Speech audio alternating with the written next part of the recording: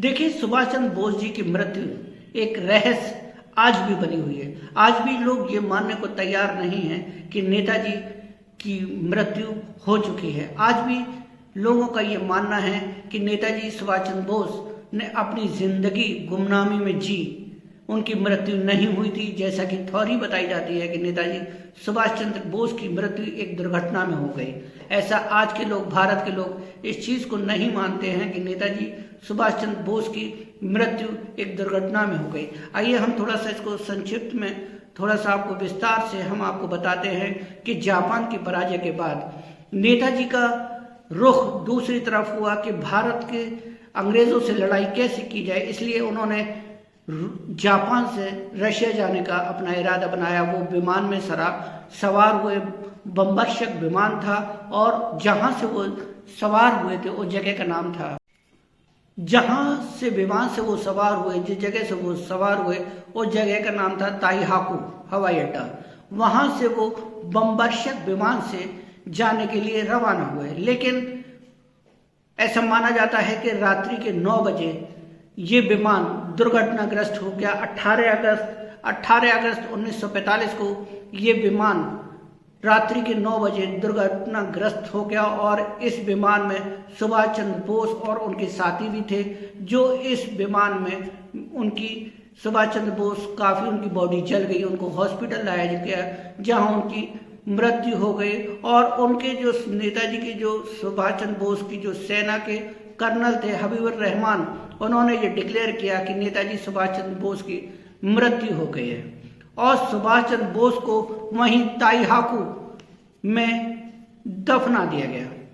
उनके अस्थियों को वहीं दफना दिया गया, ये माना जाता था। लेकिन भारतीय लोगों का ये मानना था कि नेताजी सुभाष चंद्र बोस की मृत्यु नहीं हुई है। इसलिए भारत सरकार ने 1956 और 1977 में 2 आयोग गठन किए, जिसमें ये पता लगाया जा सके कि नेताजी सुभाष चंद्र बोस की मृत्यु कैसे हुई है।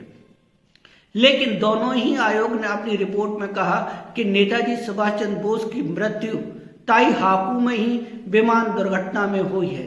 दोनों ही आयोग ने इस बात को कहा। लेकिन 1999 में एक तीसरा आयोग बना, और उस आयोग का नाम था मनोज कुमार मुखर्जी आयोग।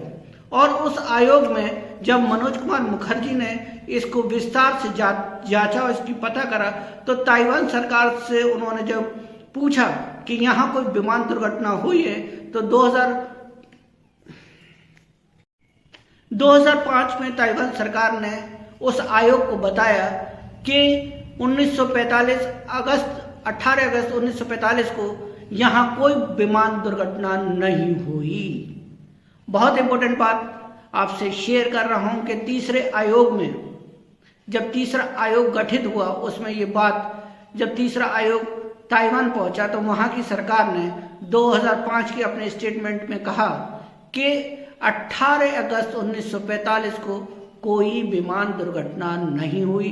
इसलिए ये थ्योरी पक्की हो गई कि नेताजी सुभाष चंद्र बोस विमान दुर्घटना में नहीं मारे गए। इसके बाद प्रश्न आता है कि नेताजी सुभाष चंद्र बोस अगर दुर्घटना में नहीं मारे गए तो गए कहां?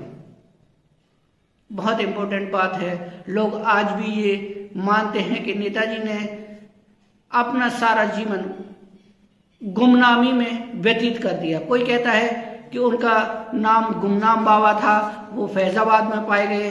कोई कहता है कि वो छत्तीसगढ़ के रायगढ़ में पाए गए। लेकिन उनकी मृत्यु आज भी अनुत्तरित बनी हुई है, आज भी रहस्य बनी हुई है कि नेताजी सुभाष चंद्र बोस की मृत्यु कैसे हुई और वो कहाँ दफन है, कोई नहीं जानता।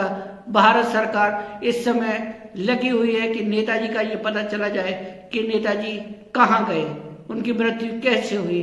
आइए, इन्हीं शब्दों के साथ मैं आज अपनी सीरीज को यहीं विराम लगाता हूं, और नेताजी को जय हिंद, जय भारत।